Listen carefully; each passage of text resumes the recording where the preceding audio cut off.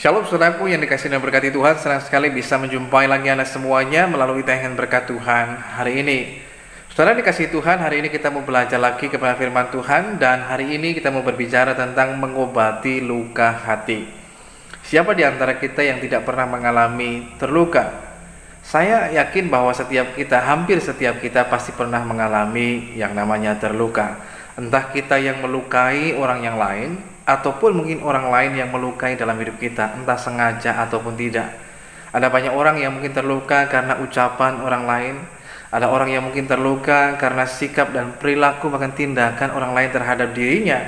Tapi banyak juga orang yang terluka karena cinta. Nah, saudara yang dikasihi Tuhan, hari ini kabar baiknya buat setiap kita, siapapun Anda yang hari ini mungkin masih memiliki luka dalam hidup kita, setiap kita harus diobati agar luka itu bisa dipulihkan dan sembuh dengan total.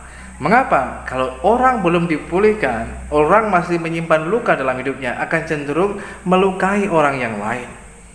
Yang berikutnya, orang yang masih terluka dan belum dipulihkan membuat hidupnya sulit untuk mengalami pertumbuhan iman. Demikian juga ketika orang belum dipulihkan dalam hidupnya, akan sulit sekali dalam hidupnya untuk dapat menjadi berkat buat orang lain.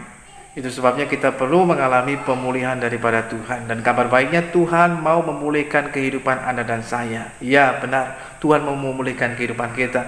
Seberapapun besarnya, dalamnya, parahnya luka hati kita yang saat ini kita mungkin derita, dan kita sudah lama bergumul untuk hal ini dan belum juga terselesaikan dengan baik. Kabar baiknya, Tuhan mau memulihkan setiap luka dalam hati dan hidup kita. Dalam Mazmur pasal 147 ayatnya yang ketiga, firman Tuhan mengatakan, Ia, yaitu Tuhan, menyembuhkan orang-orang yang patah hati dan membalut luka-luka mereka. Saudara yang dikasihi Tuhan, persoalannya dengan luka hati tidak sama dengan luka yang ada di luar. Kalau luka yang ada di luar, tentu saja ketika kita ada luka di tangan kita, itu akan jelas nampak lukanya. Tetapi dengan luka hati, mungkin ketika orang terluka tidak langsung nampak. Tetapi dengan berjalannya waktu dan luka itu dibiarkan, itu akan berdampak. Dan dampaknya akan dirasakan lewat ucapan kita yang mungkin ketus, ucapan kita yang bisa melukai orang lain, sikap dan perilaku bahkan tindakan kita, sehingga dimanapun kita berada, kita tidak jadi berkat buat banyak orang. Namun saudara dikasih Tuhan, kalau kita ingin mengalami pemulihan daripada Tuhan, yang pertama yang mesti kita lakukan, yaitu kita harus sadar bahwa kita terluka dan kita membutuhkan Tuhan untuk memulihkan di dalam kehidupan setiap kita. Banyak orang yang tidak sadar bahwa dirinya masih menyimpan luka. Dia merasa dirinya baik-baik saja.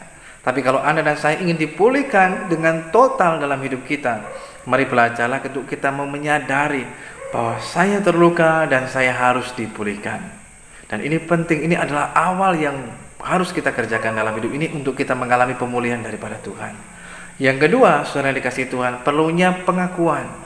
Kita mengaku, bukan hanya sekedar kita menyadari, tapi kita mengakui, Tuhan, aku terluka dan aku butuh dipulihkan. Ini area-area dalam hidupku, ini hal-hal yang masih aku simpan dan ini luka dalam diriku. Seperti halnya ketika kita datang memeriksakan diri kita kepada dokter. Ketika kita sedang merasa ada masalah dengan kesehatan kita, maka dokter akan menanyakan apa saja keluhannya, sakitnya di mana dan lain sebagainya. Semakin banyak kita mau terbuka dan mengungkapkan segala sesuatunya, akan semakin memudahkan bagi dokter untuk kemudian mendiagnosa dalam pemeriksaan selanjutnya. Semakin terbuka, semakin kita dipulihkan. Ingat bahwa keterbukaan adalah awal dari pemulihan. Tapi kalau kita ingin betul-betul mengalami pemulihan, bukan hanya sekedar kita mengakuinya, tapi kita rela untuk melepaskannya. Kerelaan kita untuk sembuh harus lebih besar daripada kerelaan kita untuk terluka kembali. Itu sebabnya kita perlu dalam kehidupan kita juga rela untuk melepaskan itu semuanya, agar dalam hidup kita betul-betul kita bisa menikmati dan mengalami kesembuhan, pemulihan daripada Tuhan atas luka di dalam hati setiap kita. Dan itu penting, walaupun mungkin itu berat, mungkin itu sulit, apalagi kalau luka itu sudah cukup lama dan sudah cukup membekas dan rasanya semakin lebar dan semakin dalam dan semakin sulit untuk dilupakan. Namun hari ini kabar baiknya buat kita, mari belajarlah untuk merelakannya, melepaskannya, agar kita bisa menerima kesembuhan dan pemulihan daripada Tuhan. Dan ketika kita mengalami pemulihan daripada Tuhan, disitulah ketika luka hati sudah disembuhkan, maka dalam hidup kita mengalami pemulihan yang sungguh daripada Tuhan. Izinkan firman Tuhan masuk dalam kehidupanmu, engkau terima dengar firman Tuhan dan lakukanlah, maka pemulihan akan terjadi lewat kehidupan saudara dan saya. Ingat bahwa Tuhan mengasihi kita semuanya.